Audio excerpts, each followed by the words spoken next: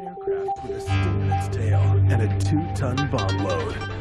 Revolutionary in design, it was the fastest of its time and built almost entirely out of wood.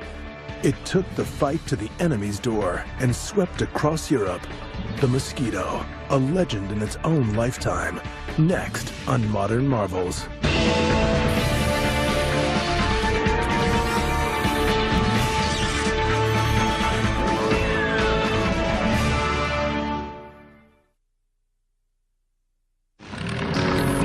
The best aircraft are often the fastest. The pursuit of speed has been part of the appeal of aviation from its earliest days. And often it is the most innovative and radical designs that break speed records. The Lockheed Blackbird uses new metals that came out of the space race and flies at over 3 times the speed of sound.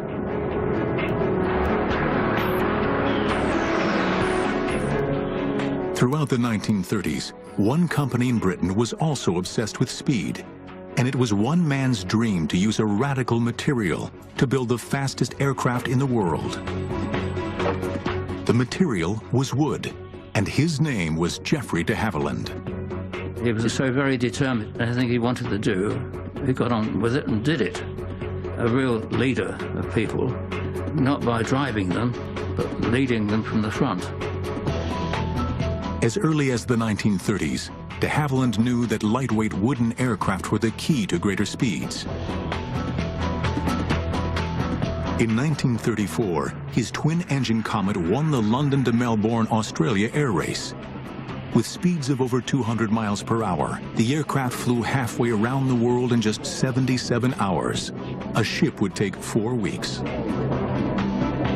From his experience building the Comet, de Havilland visualized building a super-fast, high-precision bomber.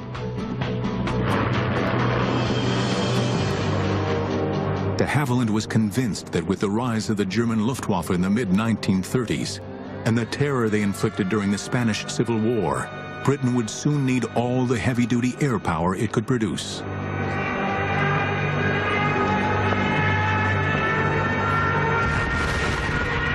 It took the British quite a while to realize that the Germans had innovative designs, monoplane fighters, but more importantly, they had medium bombers that were being developed. And they had, in effect, tested them in the Spanish Civil War from 1936 onwards.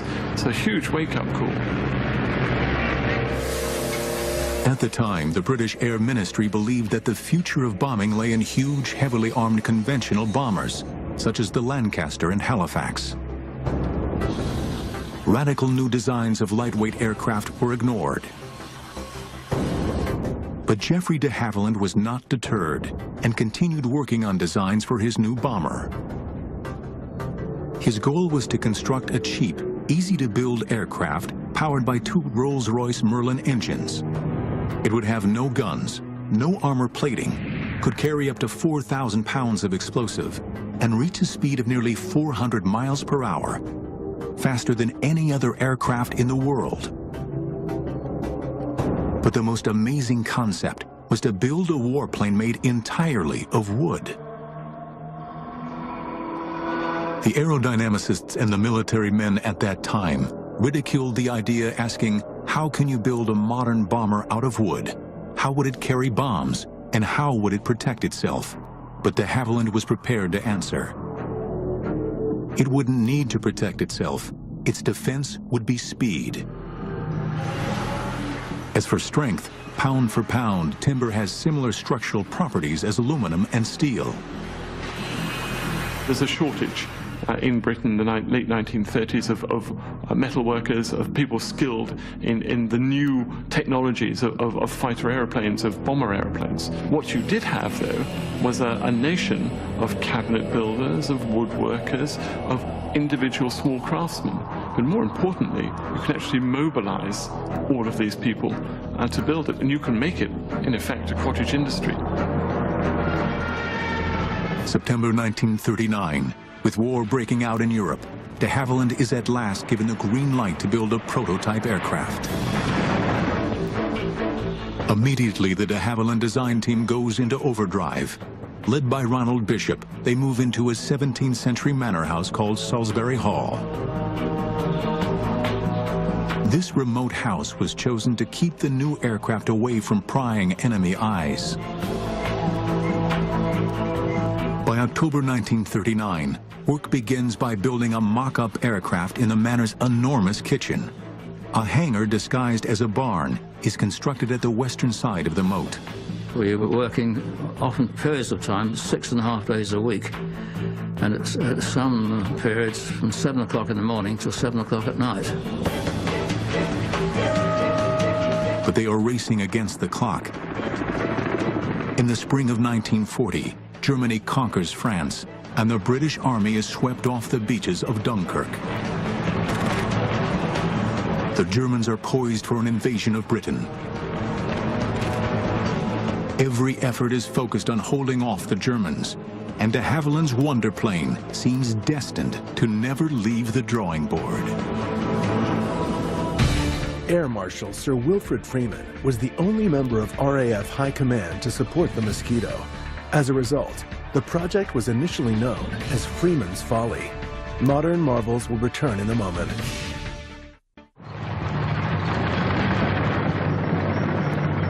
June 1940, the German army has advanced to the shores of the English Channel and is getting ready to invade Britain.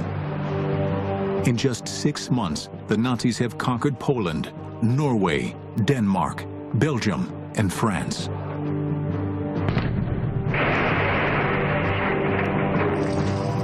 Britain is the only country left to face the onslaught of Nazi Germany.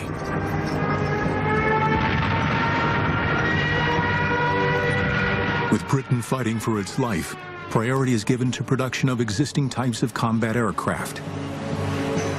Geoffrey de Havilland's radical new wooden bomber looks condemned to be scrapped.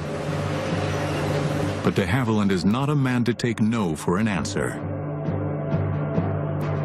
So Geoffrey's words are, well, they may not want it now, but they will want it.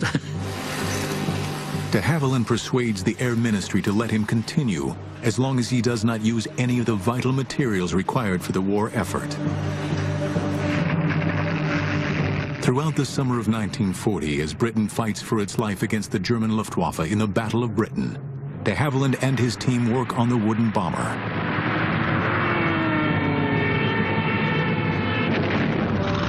Finally, in December 1940, the aircraft is ready to be shown to the men from the ministry. It is called the Mosquito. De Havilland has done the impossible. Using scraps from the British military machine, he created the fastest aircraft in the world. We knew it would fly. We were absolutely confident it would. And the question is how much better than the Spitfire it would be. Of course, we said it would be, and it was. 20 miles an hour faster. The Air Ministry is so impressed with its performance that they place an order for 150 Mosquitoes. It is an amazing contract for an untried and untested aircraft. This one was an impossible task. It's a wonderful thing to change from, they don't want it, and so give us more and more.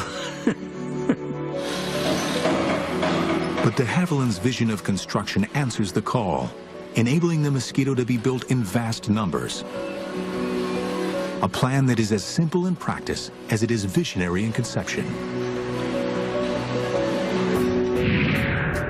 The aircraft would be built like a model plane, with wood, plywood, glue, and screws. Over 400 companies around Britain with wood craftsmen would make the various sections. The fuselage would be built in 2 halves before being bonded together. The wing would be assembled in one piece and then transported to the main factory for the final assembly. In all, over 6 tons of wood and nearly 50,000 brass screws are used in each aircraft. At 40 feet long, with a wingspan of 54 feet, a legend is born. With a speed of 400 miles per hour, faster than any aircraft in the world, the Mosquito is ready to do battle. The The RAF views this plane as too valuable to let just anybody fly it. Only the most experienced crews are selected. But for many of these men, the Mosquito, powered by its two mighty Merlin engines, is unlike anything they had ever flown before. The purr of a Merlin is something to experience. It really is. And then we taxied out and took off. There you were. You suddenly look at the altimeter. The 1 minute you're down at 1,000 feet, next minute you're up at 30,000. She would climb at 2,500 feet a minute, and that was really going some. You had to get into a jet to fly anything faster than that. If you started to mishandle her, pushing and pulling, in no time at all you would over control, and she would be like a mosquito. She would sting you. In July 1941, the first Mosquitoes to go into service are delivered as photo reconnaissance units. It has taken just 22 months from the first drawings to delivery. Unarmed, bristling with up to 5 cameras, these aircraft are soon sweeping all over Europe, evading anti-aircraft guns and German fighters. The Germans have nowhere to hide. Nothing is safe from the Mosquito's prying eyes. Photo reconnaissance was vital. We're talking the days before satellites, the days when human intelligence on the ground was limited. It was difficult to get back good information. Before every single bomber command raid over enemy targets, they had to take pictures of the targets and in fact had to report the weather as well. So the Mosquito was an ideal aeroplane for that. In fact, you could say probably it was the best aircraft for this. But it is as a bomber that the Mosquito comes into its own. During the early part of World War II, bombing was a case of hit or miss. Aircraft flying at 16,000 feet would drop their bombs in huge numbers, relying on luck, weather, and flying skill to hit their targets. But in 1942, the Mosquito bomber version changes all that. Relying solely on speed and height to outrun the enemy fighters, Mosquitoes can drop their bombs with pinpoint accuracy.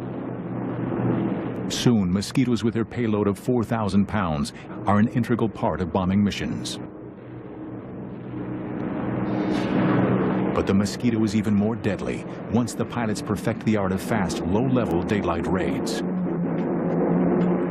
We had to be under 50 feet to be under the radar. That's the whole point of low-level operations, so the Germans don't know you're coming. And then, of course, you had to go low over the target as possible, so that you took them hopefully by surprise. Some daylight raids were flown at such low altitudes that Mosquitoes would often come back with strange souvenirs from their mission. Many of Aussie pilots come back with telephone wires draped around his tail wheel. I know I've come back with branches of trees that weren't planted in England. Mosquito squadrons were now becoming more and more daring in their attacks, none more so than the daylight raid against the Dutch Philips radio factory in Eindhoven.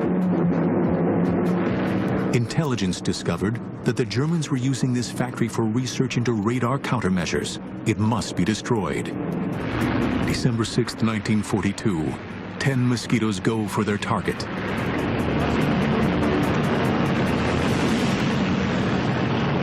We went low level down the Scheldt estuary into Holland. And then just then we were approaching a place I think called Turnhout. And at that point we had to climb up to 1,000 feet. And then we turned to port, and up came the factory and went down in a screaming dive and dropped our bombs straight into it.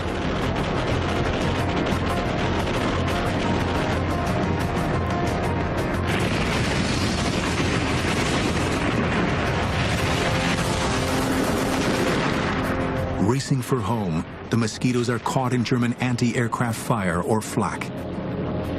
Over the North Sea, disaster strikes. The chap who decided to follow me because he was on his first trip and he thought he'd follow an experienced pilot. And I'm afraid he caught a bit of flack because my cameraman suddenly called out, looking backwards, God, he'd gone into the sea. I turned round and went back to sea. And there was no dinghy or anything, just a cauldron of boiling water. Just 6 weeks later, on January 30th, 1943, the Mosquitoes go on another audacious raid on the 10th anniversary of Hitler's coming to power. Intelligence learns that there is to be a major Nazi rally in Berlin, led by Reich propaganda minister Joseph Goebbels and Reich Marshal Hermann Goering. It will be broadcast on German radio. The opportunity is too good to miss. The goal is not to hit the rally, but to create chaos and interrupt the broadcast. 3 Mosquitoes hit Berlin at 11 a.m., interrupting Goering's broadcast. At 4 p.m., a second group hits, interrupting Goebbels. For the Allies, it is a major propaganda success. The Mosquito delivered to the Allies, particularly to the British, propaganda coups right the way through its service history, and all done by a small wooden aeroplane that the Germans had written off in their propaganda as being some sort of antique. Leader Goering is heard to say, "It makes me furious when I see the Mosquito. I turn green and yellow with envy. The British knocked together a beautiful wooden aircraft that every piano factory over there is building. They give it a speed, which they have increased again." But if the Mosquitoes were spoiling Goering's day, the Allies know that to spoil the Nazis' day, the Mosquitoes are going to have to bomb Berlin again and again until they smash it into submission. In an era of metal planes, the Mosquito excelled in so many different combat roles that it was nicknamed the Wooden Wonder. Modern marvels will return in a moment. Since entering service, the wooden Mosquito has been thrown into battle with devastating results. Whatever role it is asked to do, the Mosquito answers the challenge, always ready to take the fight to Hitler's doorstep. By mid-1943, the Mosquito is bombing Berlin on such a regular basis that the missions are referred to as the Berlin Express. But for the Mosquito crews, nothing is ever just a routine mission. We would take off after the Lancasters, perhaps 2 hours after the Lancasters had gone. And it was at that time that I really felt lonely. It was a very lonely feeling. And it was at that point that you could start thinking about what you were doing. You had to rely entirely on the navigator who had radar aids and things like that. But then with the night closing in on you, you suddenly began to realize that you'd left your homeland behind and you were heading for you knew not what. After 2 hours, the much faster Mosquitoes catch up with the slow lumbering Lancasters heading for Germany. Flying at 25,000 feet, the Mosquito crews look down on the procession of bombers 7,000 feet below them. And then you would probably be treated to a sight you would rather not see, which was the German night fighter force intercepting the Lancasters. I mean, it's true to say that once the German night fighters found the bomber stream, they didn't let go. And they'd be there, hammering away at the flanks of the heavies, and you'd see a sheet of flame as a Lanc caught fire and then blew up. And this would be the melancholy procession to the target and out of it too. It's just awful. But it is not only the night fighters that they have to get past. The German searchlights also hunt for any Allied aircraft in the sky. The favorite thing for them to do was to pick up somebody with a searchlight and then fasten all other searchlights onto it. So it was like a moth in a candle flame, and it wasn't very long before you saw brr, brr, brr, one-way tracer going, and then an explosion as a Lanc or a Halifax went down.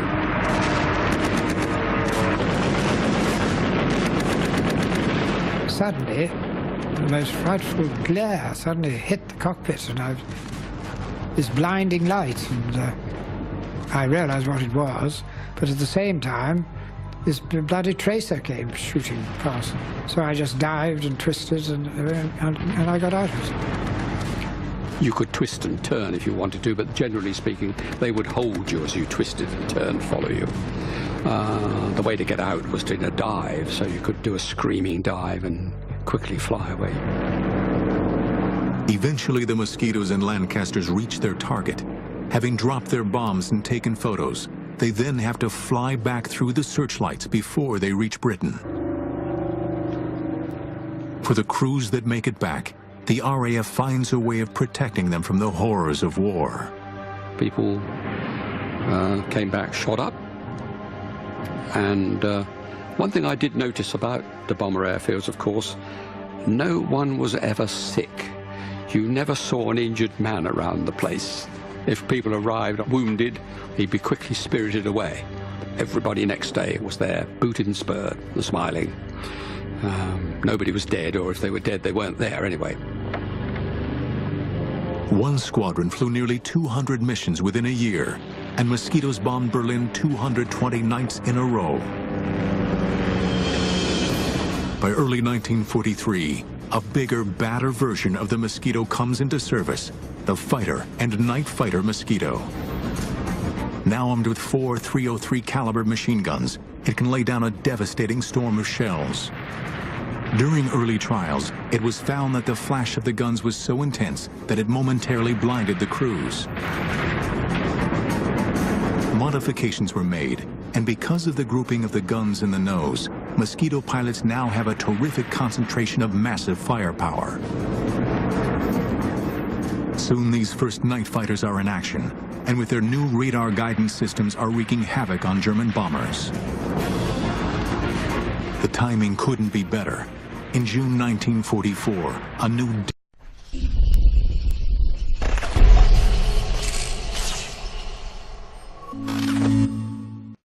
devastating weapon hits Britain. After D-Day, as Allies were fighting to gain a foothold in Europe, Hitler unleashes his new terror weapon, the V1 flying bomb.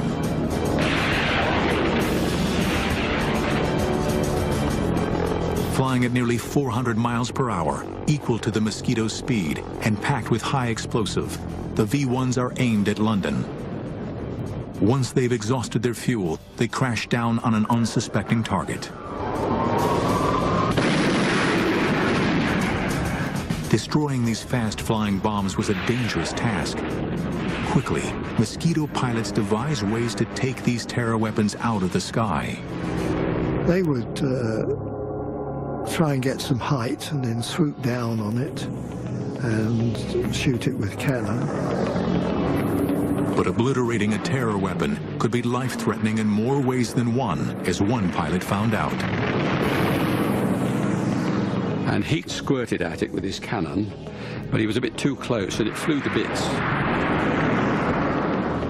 And a bit of it came in through the front and pierced the dinghy that Heat was sitting on. It inflated in the cockpit, so up he came off his seat and up towards the roof. But he was very fortunate. He always carried a dagger down his boot. I don't know if he wanted to fight his way out of Germany, perhaps. He produced the dagger, stabbed the dinghy, and down it went, and he got home. When I heard the story, I was absolutely terrified, and I always carried a knife down my own boot after that, just in case. While the fighters were attacking the V1s in the air, their photo recon brothers are scouring France and Belgium, hunting down their launch sites. As we got near the target, of course, the navigator would alert you to your position. Put your nose down onto towards the ramp and the pillbox, and the pilot would release the bombs. We did, I think, over 3,000 sorties against them, and in the end, Hitler only launched 5,000 of them. And it was an ideal target for the Mosquito. The Mosquito was made for V1 sites. After just 9 weeks, the Mosquitoes have destroyed over 650 of these terror weapons.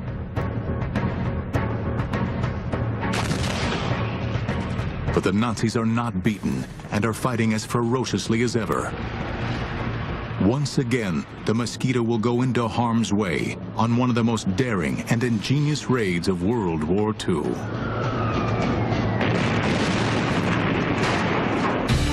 During World War II, the Mosquito was produced in England, Canada, and Australia. The versatile aircraft served in Europe, the Middle and Far East, and on the Russian front. Modern marvels will return in a moment. By 1944, the Mosquito, affectionately known by everybody as the Mossy, has become the RAF's favorite aircraft. As a supreme bomber, fighter, and reconnaissance aircraft, it is used in almost every theater of war. From its early days, Coastal Command has used Mosquitoes as a vital weapon against harbors, shipping, and vicious German U-boat packs. But by 1944, it has a bigger sting in its tail. Called the Tsetse Mosquito, this aircraft carries a Mullen 6-pound cannon with a kick like a mule. Rate of fire was about 1 every 2 seconds. You could fire it separately, and that's an automated one, 1 every 2, or you fired it yourself, carrying 24 rounds. Very formidable weapon. It was armor piercing. You should have allowed yourself a range of 1,000, 1,500 yards for the target, but not to go closer than 600 yards. The reason why you shouldn't go in less than 600 yards is because you might get a bit of shrapnel for your own gun coming off the U-boat. The aircraft also carries 8 60-pound rockets. When they unleash these terrifying weapons, it is equivalent to a broadside from a light naval cruiser. Once on target, nothing is safe from these fearsome Mosquitoes. It seems that there is nothing that the Mosquitoes are not called on to try. Always ingenious, the military are constantly planning different ways to use this unique wooden aircraft against the enemy. But what makes the Mosquito a legend are the daring low-altitude precision raids against the German Gestapo. It is as if the Mosquito crews had declared a personal war against the hated Nazi secret police.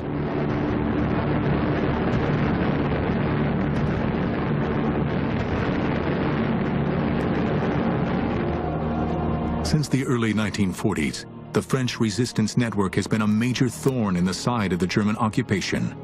Its aim was to sabotage the Nazi war effort. By 1944, hundreds of these resistance fighters are imprisoned at the notorious Amiens prison in northern France. Word reaches the Allies that on February 19th, 200 French men and women would be executed. An ingenious plan is hatched. Mosquitoes will bomb the walls surrounding the prison so that the resistance fighters can escape. It is called Operation Jericho. The main prison layout is in the shape of a crucifix and surrounded by a 20-foot-high, 3-feet-thick wall topped with broken glass. Located at the end of a long road, the prison is surrounded by open, flat countryside. The timing of the raid is essential to its success. It must be midday when the prisoners are in the yard and the guards are having lunch. Equally important is precision. Great care has to be taken that enough explosive is used to smash a hole in the outside wall without destroying the prison and killing the inmates. When told of the danger, the resistance fighters reply they would rather die from RAF bombs than by a German firing squad. On the morning of February 18th, the Mosquito crews learn of their target. We went into the briefing room around about 9:30, 10 o'clock in the morning. And on the table was a mock-up model of the Amiens prison. And we were told we were going to try and breach the walls and give the prisoners a chance to escape. The attack, timed for exactly noon, consists of 3 stages. One squadron was briefed to breach the walls, in other words, to toss the bombs or fly very low level and put the bombs at the base of the walls, if possible. The second squadron were to come in at 12:02 when the guards had gone to lunch and bomb the dining hall, mess hall, anything they could lay their hands on to keep the guards under control. In case of the first squadron not breaching the walls completely, or the second squadron not doing the guards' quarters, etc., then the third squadron would bomb the whole prison. As the crews wait for takeoff, it looks as if the raid might be called off. The weather has closed in, and all aircraft are grounded. It was very, very bad weather, low cloud and sort of spitting snow, do you know what I mean? Very low cloud. And we didn't think it would go on. What the Mosquito crews do not know is that the French resistance have sent a coded message: strike now or never, execution's imminent.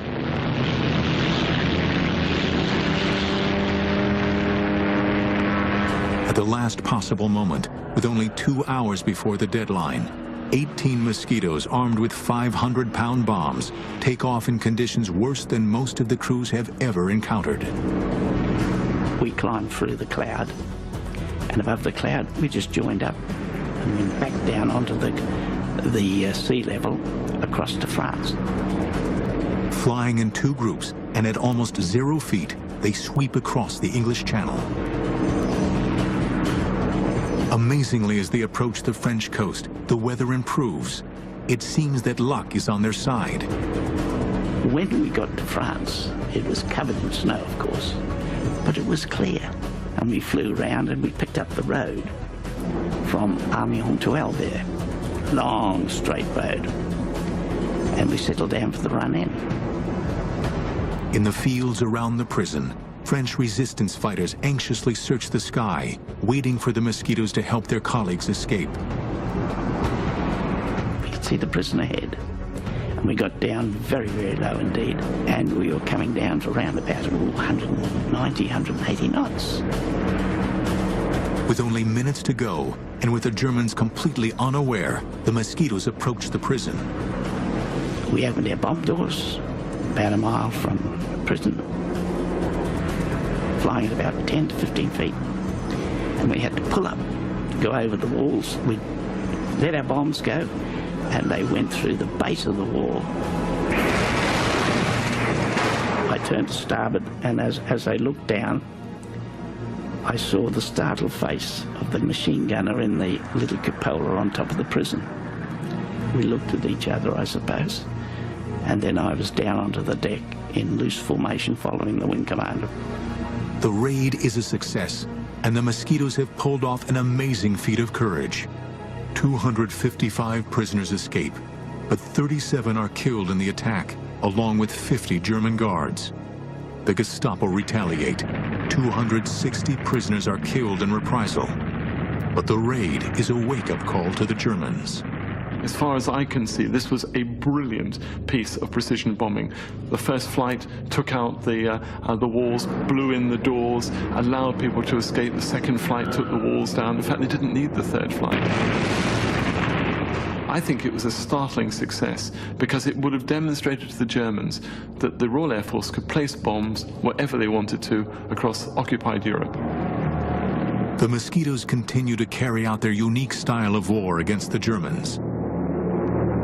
They operated deep inside occupied Europe. Using technology that was years ahead of its time, they hunted down the Nazis. No one was out of their reach. At the end of World War II, the Mosquito had the lowest loss rate of any aircraft in the Royal Air Force Bomber Command. Modern marvels will return in a moment. Throughout the long and bloody conflict of World War II, the fast-flying wooden Mosquito was always at the front of battle, always taking the fight to the enemy. But it was the Americans that came up with yet another novel use for this versatile aircraft. Late in 1944, the OSS, the Office of Strategic Services, a forerunner of the CIA, took over 5 Mosquitoes to work with their agents in occupied countries. Because the war was moving so rapidly, intelligence had a hard time knowing exactly what the enemy was doing. Only agents behind enemy lines could supply this information. It was vital that these agents get this information across enemy lines. Using Morse code was not an option, as the Germans can easily detect it. They needed something else.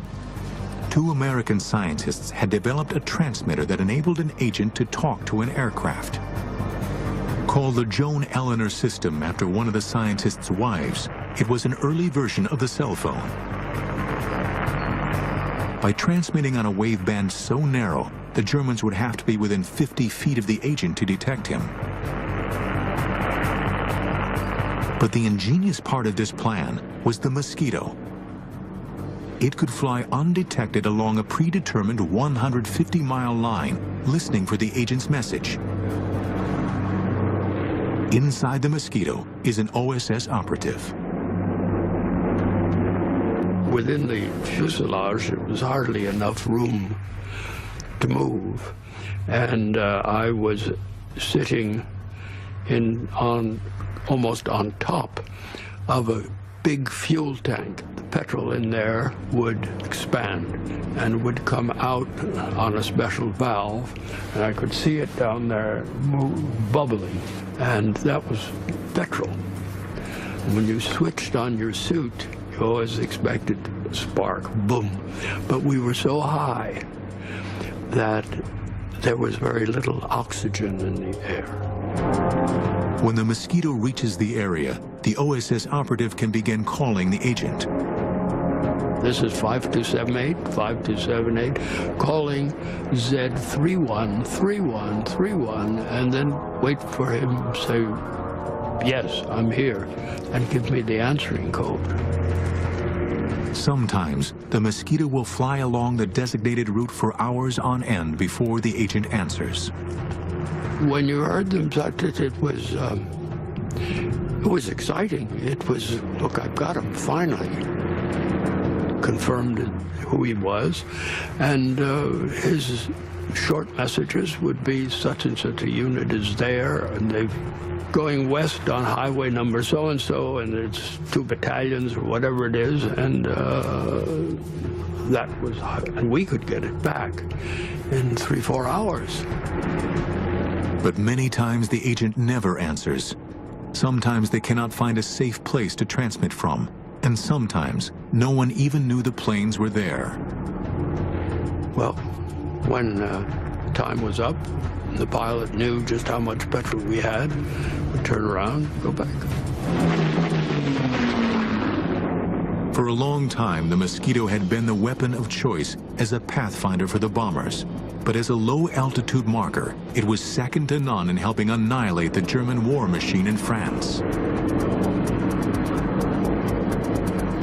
To enable precision bombing and reduce civilian casualties, the Mosquitoes flew with the squadrons of heavy bombers.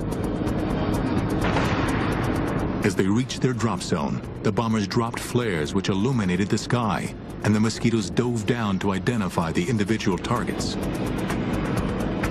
So 4 of you were coming in, and the rule was that the first one who saw it called tally-ho, just that.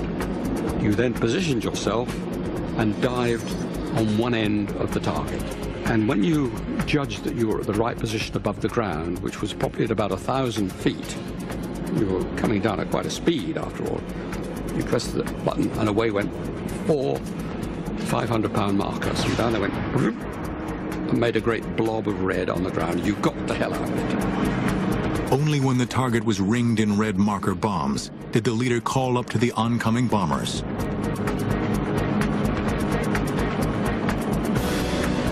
But one of the most demanding roles the Mosquito took on was to cut off enemy supplies. It was a do-or-die mission in the days leading up to and after June 6, 1944, D-Day. As Allied troops fought a bloody battle to gain a foothold in France, the Mosquitoes hunt independently, seeking out enemy supply lines. Trains we preferred to attack because they were always carrying war material on it, or reinforcements for the front. Sometimes you could attack a train going into a tunnel, and you'd get the other end of the tunnel and wait for it and shoot it up as it came out. It was fun, really, shooting up trains. During the month of June, Bomber Command flew over 15,000 raids in support of the Allied invasion forces. And by the end of 1944, they had helped drive the Germans back into their own country. Finally, on May 2nd, 1945, 2 days after Hitler's suicide in Berlin, 126 Mosquitoes took part in the last raid of the war in Europe. Their target, the German port of Kiel. Within 2 hours, the city was reduced to rubble, a grim legacy to the destructive power of the wooden wonder. The aircraft that was initially greeted with scorn proved to be no joke. It was one of the most feared and lethal killers of World War II. Over 7,700 were built, and over 40 different versions had served in all theaters of World War II. To the men who had flown it, the Mosquito was second to none. It was a love affair, and I thought, well, when I finished flying, that was it. I never flew another aircraft again after the Mosquito. Never. It's wrong, really, to say it was a legend, because the legend suggests it wasn't real. I mean, the Mosquito was certainly reality. But it was a lovely aircraft, beautiful aircraft to look at, marvellous aircraft to fly. Well, in many cases saved my life, but I mean, I think the Wooden Wonder, it's been used before, but I think the Wooden Wonder really sums it up. It was.